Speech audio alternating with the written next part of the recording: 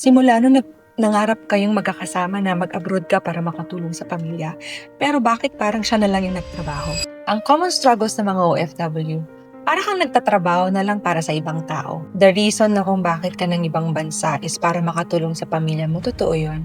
Pero wag mong kalimutan na meron ka ding mga pangarap sa buhay.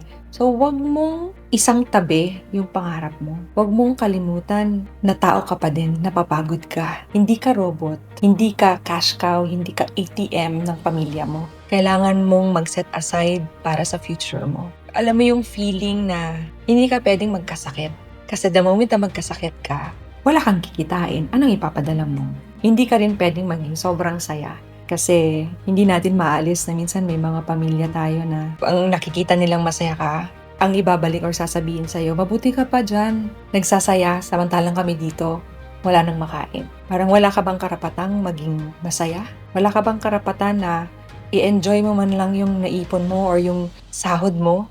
Kasi ikaw naman yung nagtatrabaho eh. Lagi mong tandaan, may pangarap ka. Lagi mong tandaan, tao ka din na nasasaktan. Okay lang na magreklamo ka, okay lang na sabihin mo na maging totoo ka sa kanila na nahihirapan ka din.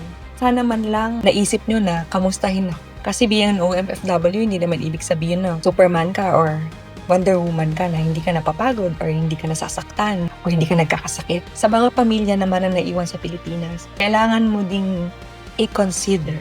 Bawat pera na pinapadala ng pamilya ninyo abroad ay hard-earned yun, dugot pawis. Kailangan yung pangalagaan. Kailangan yung gamitin sa tama. Hindi yun dahil na nagkapag-abroad yung anak mo or kapamilya mo, hindi ka na magtatrabaho. Kailangan mo ding pantayan yung sikap na binibigay or pinapakita ng kamag-anak mo sa abroad. So, it works both ways. Kasi ang pag-OFW, to be honest, hindi naman siya forever. What if darating ang time na nawalan ka ng trabaho? What if nagkagera? They need to go back.